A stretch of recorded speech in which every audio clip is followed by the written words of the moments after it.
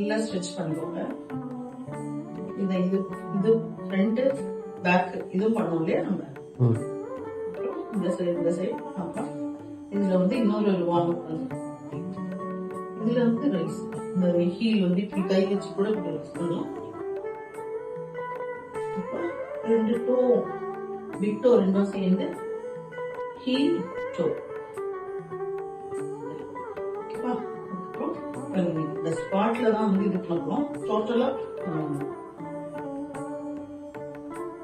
நல்லா ஸ்ட்ரெச் கொடுத்துட்டு இப்படி கை வச்சுட்டு இந்த மாதிரி இப்ப கை வச்சுட்டு இப்படி போகும்போது பாடி வந்து மூவ் ஆகணும். பட் ஃபுல்லா மூவ் ஆகக்கூடாது. ஃபுல்லா அப்படி எழுந்து நிக்க கூடாது. லைட்டா இங்க கை வச்சு நல்லா அப்படி ஸ்ட்ரெச் இப்படி ஸ்ட்ரெச் அப்புறம் ஃபுல்லா அப்படி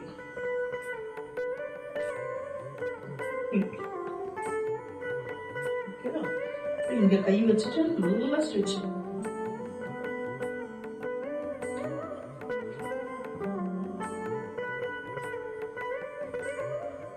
இந்த ஸ்னோ ஸ்குவாட் மாதிரி இந்த மாதிரி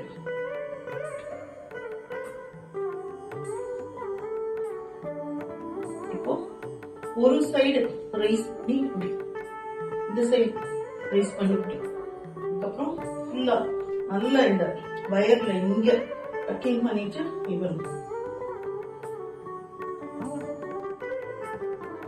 கீழே உட்காரும் போது நல்லா உங்களோட அந்த மூலாதார சக்கரம் வந்து நல்லா ஆக்டிவேட் ஆகும். நல்லா ஸ்பீஸ் பண்ணி இப்போ பாடி வந்து இந்த கையினால இப்படி ரைஸ் பண்றது இதெல்லாம் வந்து கோர் வந்து செம்மையா ஸ்ட்ரென்தன் ஆகும்.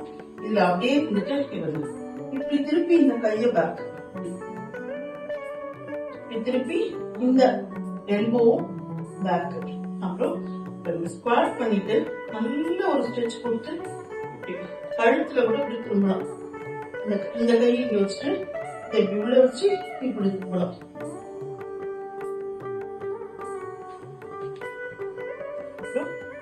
இது வந்து பேக்ல பாத்தீங்கன்னா புரியும்.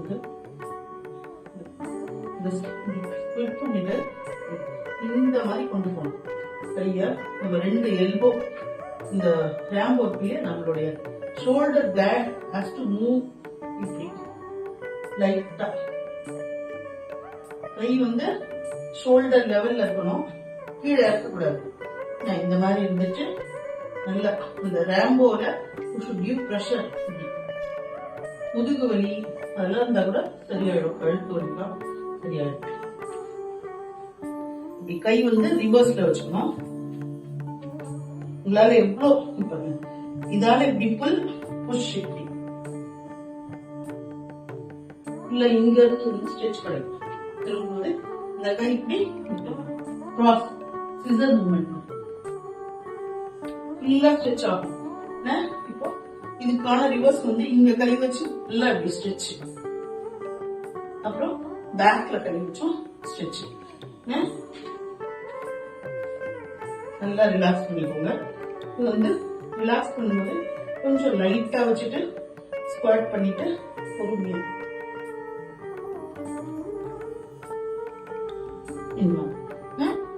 உங்களுக்கு அந்த இழுக்குதுல அது சரி பண்ணிக்கணும்.